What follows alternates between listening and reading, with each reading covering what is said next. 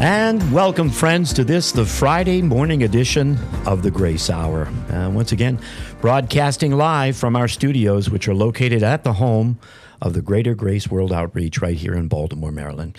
And it's great to be with you, friends, on this Friday edition of our podcast.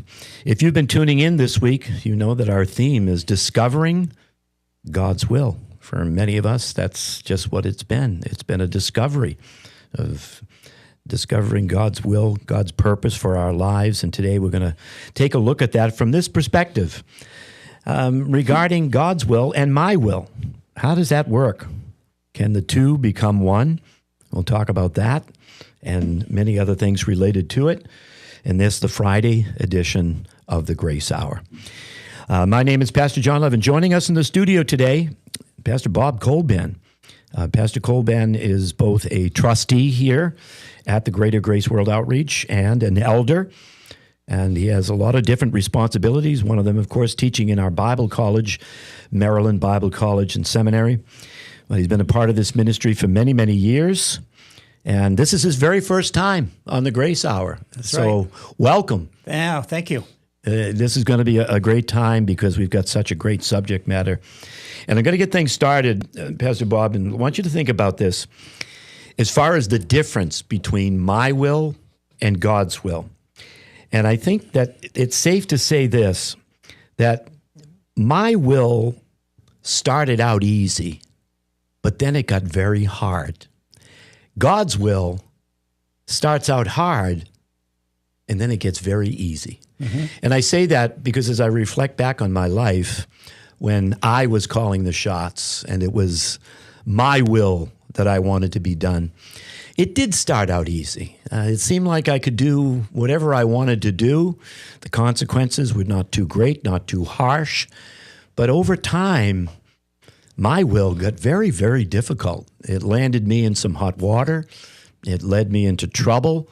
It led me really to the brink of despair. And that's when I discovered God's will, which was to save my soul. But that started out rather hard. It wasn't easy because it was a huge transition. It made me think a lot of marriage. You know, you live your life for yourself, you know, up to a certain age. Then all of a sudden, someone else is now a part of your life. You have to think about them. You have to put their interests, many cases, ahead of your own. And it was, you know, it can be a turbulent time in a young person's life that is getting married. So what are your thoughts about that? Does that sound like it makes any sense? Yeah, well, I think, as an unbeliever, basically, even though we're really subject to the prince and power of the air, so we think that we are living our own will, but ultimately we are really just responding to the initiations of the prince of power of the air, as it says in Ephesians chapter 2. So, but yeah, but we're really only, our only concern is about ourselves. What do we want to do? What is going to make me happy? And what is going to, we see that. I mean, I think, not to get off top, but I think that's the spirit of the age that we're living in right now. And I think it's very obvious that we're living in a time where people are just concerned about themselves. Yes. And so they enter into a marriage agreement. They get married. They have these vows. They profess their great love for someone at the altar. But then 2 years later, they say, I'm not happy. And so I am getting out of this because it's all about me. Yes. So that's the life that we lived. Yeah. And, Satan would say, jump. And our answer was always, how high? Mm-hmm. And so we think we're living this life. It's just us. And we're just following our carnal desires for the most part. And then all of a sudden, like you said, our life is totally interrupted. And in a good way. Mm-hmm. And but then all of a sudden, it's not just about us anymore. And now, the will of God is something that we desire. Yeah. Which is interesting because we go from someone who just desired to do our own will and what is best for me and what is going to please me, what is going to make me happy. And now all of a sudden, I'm not saying it happens instantly. It certainly doesn't happen instantly. But in a sense, we have a brand new nature when we receive Christ. And now we have, it is in a sense like a marriage contract in the sense of there's somebody else's will that we are concerned about, and that's the will of God, And I think, I think I mentioned the other day to you, I think it's interesting that on a planet of maybe 8 billion people, how few people there really are in the world that are even concerned about God's will. And I'm talking about even maybe many believers, Sure. But, and I have said to people that have asked, some people come up to you and they say, hey, can you pray? Well, what can I pray for? I want to know God's will. And I think, how does God respond to that?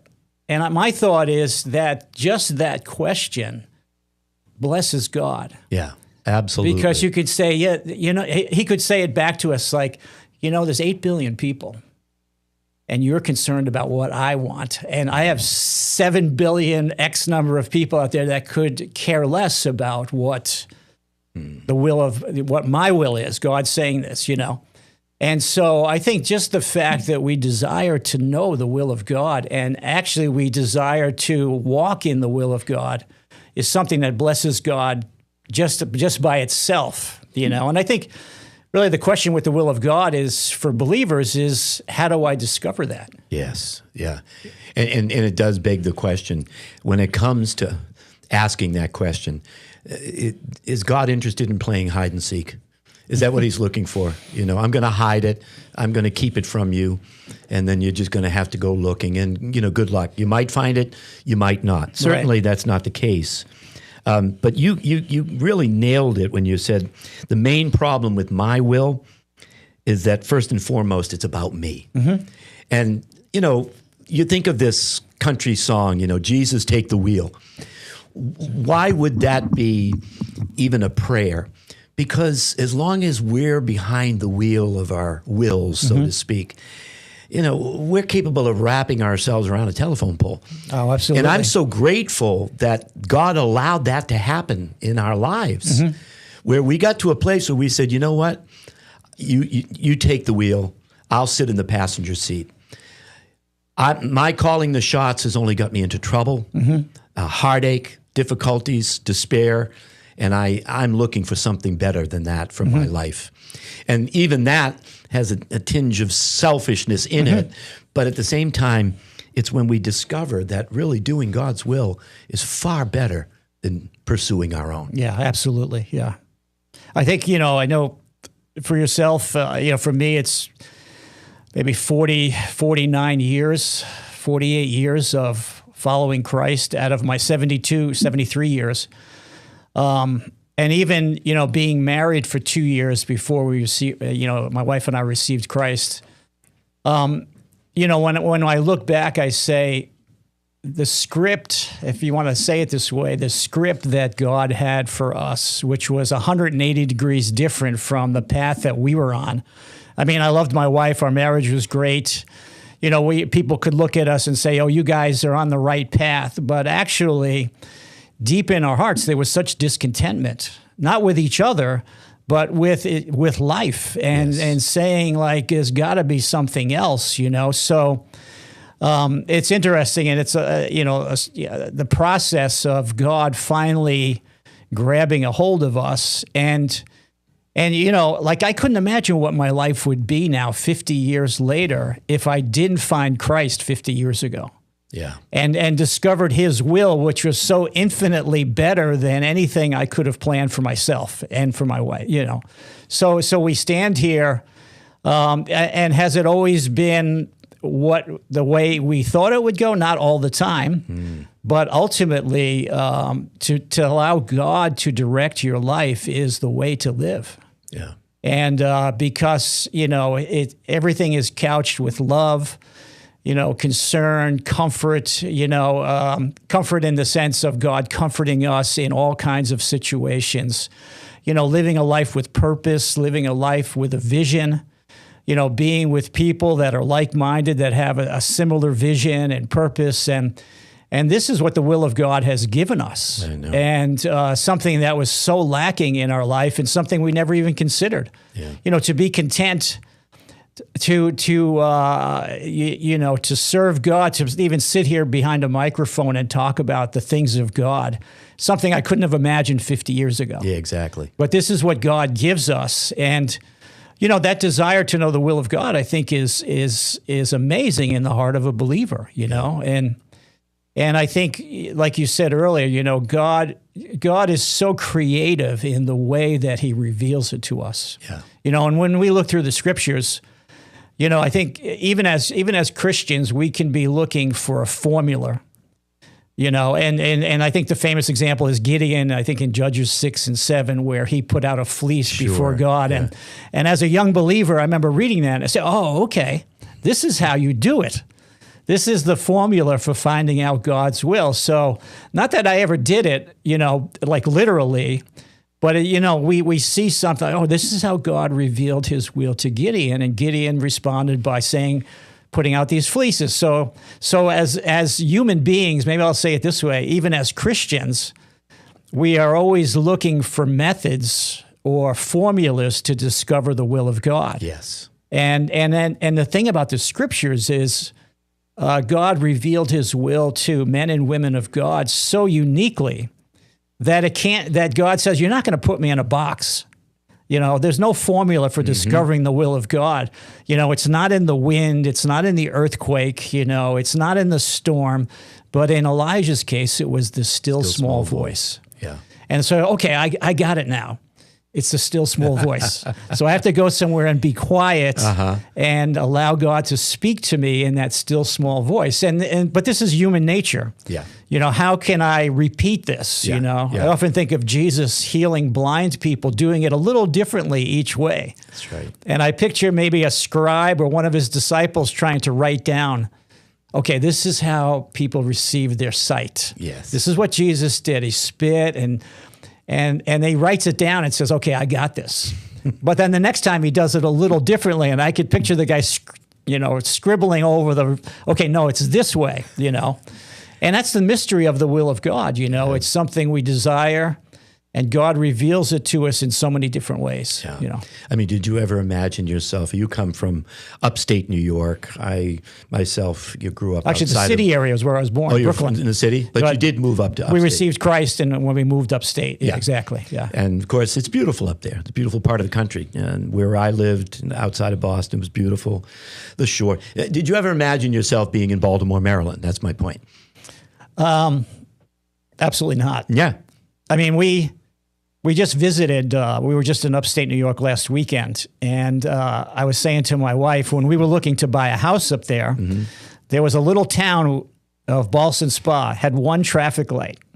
And I said to my wife, I'm not going to buy a house on the north side of that, because then to go to church, we'd have to go through that traffic light.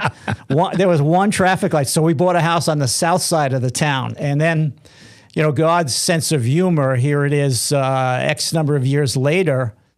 I remember when we first moved down here, driving down to where the church Bible school was, and the day school, there was probably 25 traffic lights. And I just thought to myself, God is having a good laugh over this. Absolutely. Yeah. My experience was we came to Baltimore a year before we moved to Baltimore. We came for a youth rally. And the location was over in Bel Air Road, where the church building first was. And I remember we had a wonderful time. The rally was outstanding. The young people, we gathered together. We had great fellowship, a great time. But I wasn't particularly sold on the city of Baltimore. But I remember when we left that weekend to go back to the beautiful Berkshire Mountains of 80 Western acres. Massachusetts, the lovely campus that we were a part of. I remember looking in the rearview mirror and seeing the Baltimore skyline as the sun was going down. And I literally said these words, I am so glad I don't live in this city. And within a year later, we were packed up and moving to Baltimore. Moving to Baltimore, yeah. And that was the will of God for our lives. So again, I guess we could ask this question. Do we really want to know what God's will is? And I like what Louis Sperry Schaefer, he was the founder of Dallas Theological Seminary. He said, God's leading is only for those who are already committed to do as he may choose. And we have to kind of resign ourselves to that reality, don't we? Because, I mean, from our own experience, we could say, God, this is what I've learned. You will choose better for me than I could choose for myself. And that's a fact, isn't it? It is, yeah. Yeah. And it can be, as we know, and I know, Pastor Love, that you've preached about this a lot. And, I think one time in a message you asked this question, kind of a rhetorical question of, God, is there any other way to reveal your will to me than maybe through a trial or some situation that is not, maybe not desirous, And your answer was, for the most part, no. God would say, this is the way that I can lead you and teach you primarily, many times, is through trials and tribulations, where he gets our attention, but then shows his faithfulness to us. And many times that's where we grow the most sometimes, is through those situations, Yeah. And, following the will of God is not always, accepted by those around us. I can remember when we left Lenox to move to Baltimore and spoke to some family members. And they looked at me, because we had just moved to Lenox. So we were only there 1 year. 3 kids, packed up, moved to Bible school. 1 year later, packed up, moved to Baltimore. And for my wife and I, it was like you said, it was the will of God. And so, God, you called me to Bible school. There's no longer a Bible school here, so I have to leave the area. Where's the Bible school? It's in Baltimore. Easy decision. Sounds crazy, but an easy decision. Ryder truck, load it up, let's go. Family members thought I was totally out of my mind, and even said to my face, you're an unfit father for moving your family around. And I said, I am moving my family around according to the will of God. Like, what could be greater? In my mind, and I don't mean like I was great. I mean, like, to follow God's will, like, what a beautiful thing. Now, if I was following God's will to get a better job in another city and move my family for jobs or for a career advancement, I would have been applauded. But when I said I am moving my family for the will of God, this is what God has called us to, I was called an unfit father. Wow.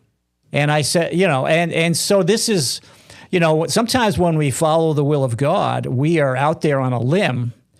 And in the orbit that we live in here in the church, it's like, I'm quitting my job and I'm moving to France to go in the mission field. Like in the church, it's like, oh, praise God, that's awesome. We're praying for you. That's a great decision. We'll support you with whatever we can do.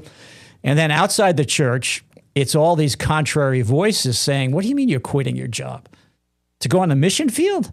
What do you mean you're quitting your job and going to Bible school? What do you mean you're quitting your job and you're going to move to another city? What do you could just go on and on and on with that, And so the will of God is interesting, because sometimes God puts us out there. We know, and maybe our family knows because we've communicated to them what the will of God is. And like-minded people will support us in that. But then there's this whole host of people that, are important in your life, family members, friends, et cetera, that look at you like you lost your mind. Yep, sure. My mother said to me one time, when I told her we were moving to Baltimore, I love my mother. She was like a great supporter. But she looked at me and she said, you just became normal and now you're moving again. And I totally understood what she meant by that, because Sure. in her mind, normal was settling down and buying a house, and nothing wrong with that stuff at all. I mean, I own a house and I understand that. But to do these kind of things for the will of God is not something that's applauded by the world. No, that's and right. that's where, when God really confirms something in our heart, in a sense, it's easy for us to run with that. Mm-hmm. And people, well, how do you know it's the will of God? You know it's the will of God. Yeah. And that's a whole other discussion, really. But so this is the life of a believer. Yeah. Where many times we're stepping out on a limb very secure limb because God is with us on that limb, but other people will be judging us based on different criteria. Yeah. And so we have to have that conviction in our hearts. Yeah. Yeah. And God's will is not, it's not always the mystery that we may think it is. It's something that, it's almost like we just seek God. We're asking for direction and guidance in our lives. We're not trusting in ourselves. It's that Proverbs 3, 5, and 6 principle, trusting God with all of our hearts, not leaning to our own understanding. And again, our own understanding what might bring us in a completely different direction that God wants to lead us in. So we have to abandon that. But I like, for instance, when Abraham knew that he had to separate himself from his nephew Lot. We're not just talking about one man separating from another man, but their whole clans. There could have been as many as hundreds of people with Abraham, hundreds of people with Lot. But the friction became so great, and we read about it in the book of Genesis, that they had to part ways. I think Abraham's attitude was better that we leave each other's presence physically before we get to a place where we become separate in our hearts toward each other. Yeah. And they did that. And Abraham, who really was the older and should have made the first choice, gave that to Lot and said, if you go to the left, I'll go to the right. You go to the right, I'll go to the left. And we know what Lot did. He chose the well-watered plains of the Jordan. That led to a disastrous conclusion for his life and his family. But he gave him that choice because I think he had abandoned his own choice to God. And then when Lot was separated from Abraham, God said, Abraham, lift up your eyes. Look to the north, the south, the east, and the west. And as far as you can see, it's all yours. What a great decision he made. Yeah. And we can make that same decision, knowing that God is really, he's got our interests at stake. And we may not completely understand it. We said in a class this morning, the Apostle Paul said, I want to go to Rome and I want to preach at Rome. Well, he ended up in Rome, but he was a prisoner. But is that the end of the story? Not at all. While in prison, he wrote epistles that we are so grateful for even to this present hour. Yeah. Right? The prison epistles, Galatians, Ephesians, Philippians, Colossians. Where would we be without those epistles today? So that was the will of God. And it kind of fulfilled a desire that Paul had. He wanted to get to Rome as a preacher, but he ended up being there as a prisoner. But that just shows you that God allows everything in our lives to fulfill his purpose. Yeah. We can take comfort in that. Yeah. Yeah, he redeems everything. Yes. And it's interesting, like the process that, whether it's a Joseph or Paul's situation, and, the process isn't always understandable to us. Here's Paul, I want to go and preach. And the process it's quite a process when you read about it in the book of Acts, and him ending up there. And like you said, ending up there as a prisoner. Not maybe the way that he thought he would get from point A to point B, but along the way, God also revealed many things to him, you know. And in Joseph, we see the same thing. If God would have said, Joseph, you're going to become Pharaoh's right-hand man and save your family, before he got thrown into the pit and before his family abandoned him, he would have understood it to some degree. Still, it was not a pleasant experience, but ultimately, it's the same thing. God's will was fulfilled. Joseph was used by God to save his family and save a nation, really, at that point. And as he said, that which you meant to evil, God meant for good. Like God had, this was all the plan. Yes. And but sometimes sometimes, Pastor Love, it's interesting. What if God told Joseph, this is what's going to happen to you? And you'll be put in prison, and you'll be falsely accused by a woman and who tried to attack you. You fled. She's going to accuse you. They're not going to believe you. You're going to be forgotten about in prison. You make sure you remind them. Tell them that I'm here. All these things. What would Joe? We would say, oh, okay, I know this, therefore it's okay. I don't think so. I don't know. I might say, "Here am I. Send someone else, Lord." Right? Or as is there another way, God? Yes, yeah, an easier way. An easier way for me. That was a 17-year trial. Wow, yeah. We read his whole story, beginning in Genesis 37 to the end of the book of Genesis. We can read it in 45 minutes. Mm-hmm. We can say, "What's the big deal?" But what if God said to you, "That's going to be a 17-year-long trial"? Mm-hmm. I think I would be the first one to say, I'm not up for that. You got to get someone else. Yeah. David could say the same thing, right? God would say, "David, I'm going to raise you up. You're going to defeat Goliath." That sounds awesome. Yeah, you'll be the hero in Israel. Sounds great. But then you'll be chased like a dog through the wilderness by Saul. He'll be jealous. He'll want to put you to death, and you'll have to live that way for a number of years before I finally raise you up and install you as the next king of Israel. David might say the same thing. You get something that's just a little bit more than I bargained for. But God's will, when we embrace it, even though we don't know all the details, we know that he still would choose better for us than we could choose for ourselves. And in the process, God would be glorified and his message will be carried to the world. Yeah. Yeah, so true. Yeah. You think of David, all that he went through, and he was already the king. Yeah. Had already been anointed by the king out in the field, by Samuel. Mm. And all of those things that you mentioned happened while he was the king. Chased by the king who had been actually, in God's mind, been dethroned. Yeah. Yes, actually it said that God removed the spirit from him, and David was used to comfort him. But here is David, like, wow, I'm the king, and I'm hiding in this cave, and I'm the king, and God, is it really true? And it took years before he was able to actually, rule as king. And even in the first 7 or 8 years, 7 years, I think, of his actually ruling as king was only over part of Israel. Right. Until all of Israel recognized him as king. Yeah. But then, the interesting part is the kind of king that he was, I think, was because of what he went through. Exactly. Like this trial and what he learned out in the wilderness and what he learned at the foot of Saul and the friendship he had with Jonathan and these things that he learned through hardship made David the king that he was. Absolutely. He was surrounded on all sides by enemies and trouble and so when he became king, this was all in him. Like God made him, I don't know if, God kind of made him a king through the trials.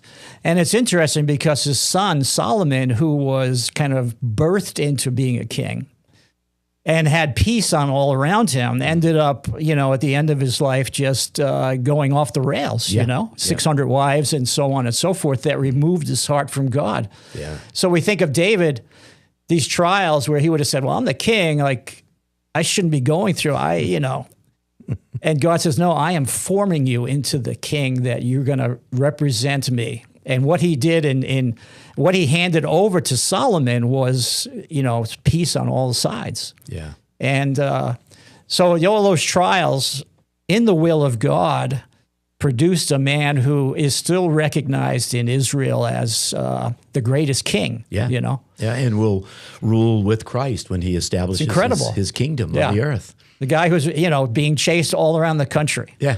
And, almost begging for food and doing different things to get food for his men and even siding with the Philistines at one point just for, but yet when he became king, he was a different man. Yeah, absolutely.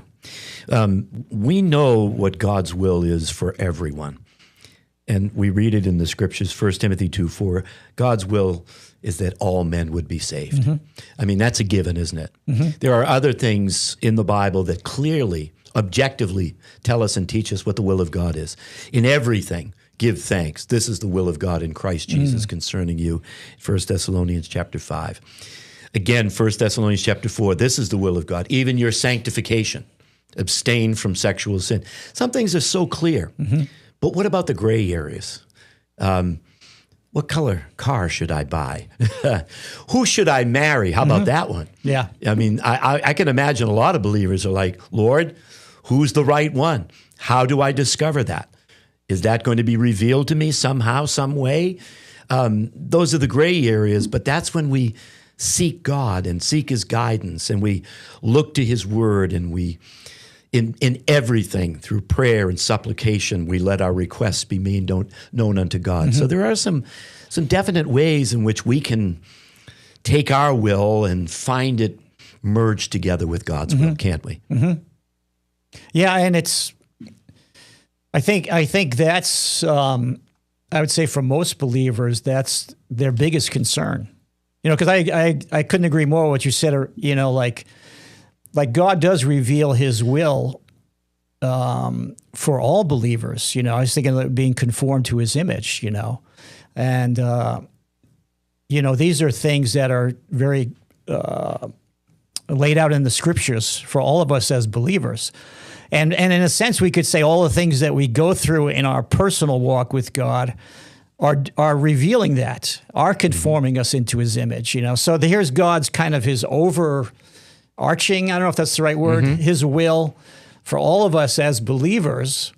And then He's doing all these things individually in us, to bring this to pass, And these are, I couldn't agree, the big decisions, which we have all had to make in our life. Like we're sitting here in Baltimore because we made a big decision in the will of God. But again, it goes back to there's no pattern or formula for that, you know? No, there isn't. And can I tell a quick story? I don't know how much time we got. Oh, we got time. Go right ahead. Yeah, Absolutely. So I just was thinking about this because it was interesting. Because, even in my own mind, sometimes I'm thinking, of specific things that I want God to answer. And number one, God is much more patient than we are. I mean, Moses waited 40 years for his calling to really come to fruition, But this was an interesting story because it was maybe like 4 years ago, we Pastor Schaller, we had a missions night, a Sunday night. We always have it maybe in March, and we talk about the summer plans and summer harvest and different countries and what has God put on people's hearts. And so I'm just sitting there in the audience and Sunday night service, and out of nowhere, and Pastor Schaller, so you won't be surprised by this, from the pulpit, he's like, and wouldn't it be great if Bob Colban took a team to Europe this summer? I mean, we had not talked about this at all.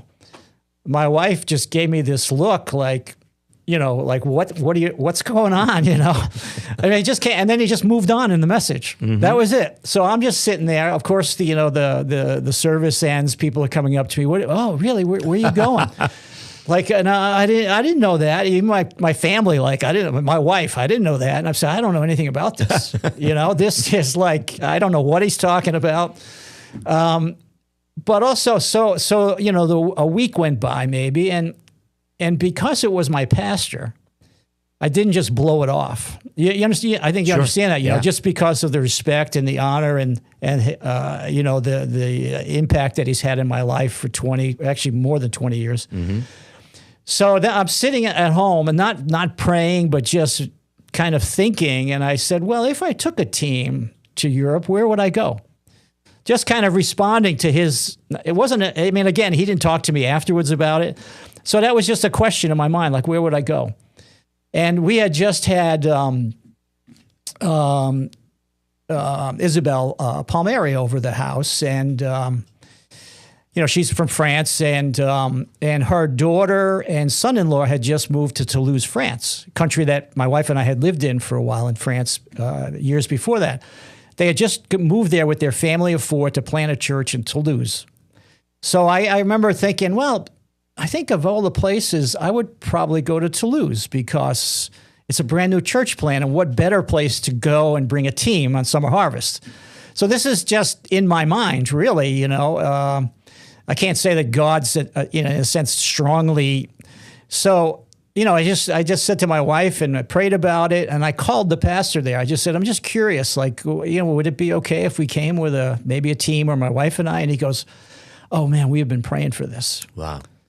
He said, this is our prayer, that God would send, and I think he said someone from Baltimore to come visit us. Wow. So I'm like, now I'm like, uh-oh, I think this is real. Maybe this is real. And then I'm like, this is, months before it would happen. And just to make a long story short, I'm like, I don't know how to build a team. I said to Pastor Gary, do I put posters up around the campus? I need a team. Or now I'm striving, if you know what I mean, Sure, just to try sure. and figure out, like, maybe to make it come to pass in my will. Like, but I think God had revealed to me the bigger, like, this was his will. And I just, Pastor Gary said, just relax. If it's just you and your wife, it's fine. They're going to love it, And I'll just, there's a lot to the story, but by the time we went, we had a team of 15. Wow. We had 3 people from Paris that came down. We had 2 people that took the train from Geneva, Switzerland, all the way over to Toulouse and joined us. We had 4 or 5 people from the Nîmes church and 4 or 5 people from the Montpellier church that all joined us. And I didn't contact any of them. Like, God did an incredible, and when I look back on those days, that time there, what do I remember? I remember what God did. Yes. Like, God, you put this team together. I could never have put this team together. My wife, and I'm standing there, like, quote unquote, in charge of this team, in awe of what God had done, the unity that we had. Some of, not everybody spoke English, but God used it, Absolutely. So somebody could say to me, hey, Pastor Bob, how did you know to go to Toulouse and take a team? Like, I don't know. That's not a pattern. That's just, it's kind of like something that just starts as maybe that still small voice, or just the initiation of someone else to get you to start thinking a certain way. Because I'm like, I could never leave it. I never led a team like this. I'm not qualified. Sure. And God says, well, no, actually, you don't really have to be qualified. That's right. You just have to be available. That's right. And I'll put together a team, like, that'll be, unified, one, just, have the same vision. I'll draw them and put them together for you, really, because God. So like, when I look back on that, I say this is how God can reveal his will to us. That's right. It's not, it wasn't a burning bush. It wasn't a Macedonian man in a vision. It wasn't, it was just maybe following these little initiations of God, and all of a sudden you find yourself on the other side of the world. Wow. That's amazing. And and I'm sure Pastor Levy, you could share stories similar to that also. How did we get from point A to point B? Yeah. Or why did you do it? Or how did you know? Because that's what people want, Yeah. That's what people want to know. Like, how did you know? I don't know. You just know. Yeah. But as you said earlier, you won't find the formula. If you put God in a box and say this is the way he's going to do it, there is no box that can contain That's right. God. Yeah, absolutely. It He'll just blow isn't. it up instantly. He'll blow it up right away. It's almost like I'm reminded of the story of the man born blind. And Jesus comes along and his disciples see this man. Now, listen to these brilliant theologians. They say to Jesus, who sinned? Was it him or was it his parents? And I could imagine Jesus maybe shaking his head or rolling his eyes and saying, well, you guys just don't get it, do you? Neither this man nor his parents. This man was born blind for the glory of God. For the glory of God. Wow. I mean, that's just, who thinks that? It just is a reminder to us that our ways are not God's ways. Our thoughts are nothing like God's thoughts.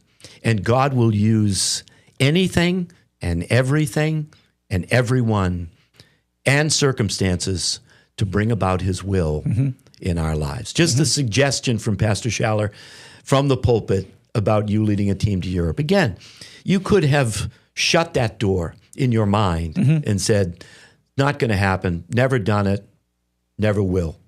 But you were just available. And you said, as you said, God doesn't call the equipped, he equips the called. Yeah. That's a And good you way were of saying it. called. You were moved by the Spirit of God to do that. And the results were amazing. Yeah. That's how God sometimes operates, doesn't he? Yeah, and I think it's, many times the will is, I even said this to my wife this morning, like coming here, and I said, this is not in my comfort zone. There you go. And I said, I said to her, but that's why I'm doing it. Amen. Because we as human beings, we're human beings. We are subject to the same, influences as everybody is. We're not immune from. And we get in a comfort zone, and even in our Christianity, we can get very comfortable. And I'll do A, B, and C, but don't ask me to do D, E, and F. Because it's outside of, this is what I do in my Christianity. And, and God is not going to allow, because that's the same box.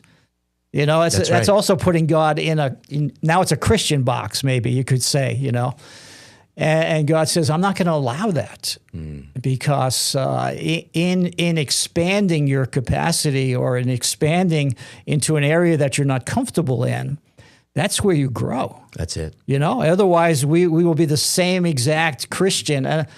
Hopefully the way I'm saying it sounds right. We would be the same as when we got saved. We have this comfort. We have our Christian comfort zone. Before that, we had our carnal comfort zone, maybe, And God says, I got so much more for you. That's right. Just try, step out on that limb, and I'm on that limb with you. So. Well, we're glad that we brought you out of your comfort zone, and we've made you uncomfortable here in the Grace Hour today. Yes. And in fact, what we'd like to do is make you more uncomfortable and have you back in the Grace Hour again. So there's more discomfort coming your way, Pastor Bob. No, it's been waves, great. in waves, right? Yeah. The wonderful part of our today's Grace Hour podcast is that, God's will can become our will. And it's not like he's going to just dismiss us and get us out of the way. It's wonderful when the Spirit of God, because the grace of God has made such an impact on our lives, that we say, you know what? Your will is better than my will. What you have planned for me is better than I could ever plan for myself. Yeah. And through prayer, through seeking wise counsel, through understanding the Word of God, through even a podcast like the one we're having today, can help people discover that my will can be God's will. Yeah, absolutely. And it can work out and through our lives. Yeah. That's great. Well, thanks so much for joining us today. No, it was great. Thanks for having me. And I enjoyed it. Yeah, it was great. Good. And hopefully it's edifying to those who tune in and listen. And it was great. Well, then we'll just go on record and invite you to come back and join us next Friday for another Grace Hour podcast. How does that sound? If you're available. Yes, I think I'm available, but I will let you know for sure. Yeah. Absolutely. Absolutely. Thank you. Thank you. Thanks, Pastor Rod. And thank you, friends, for tuning in and joining us today. We really appreciate it. We want to remind you that next week we have a brand new week of broadcasts coming your way, so we hope you'll stay tuned and join us. We hope you have a great weekend. Make sure you get out to church and stay built up in the most holy faith. Until next Monday, may God bless you.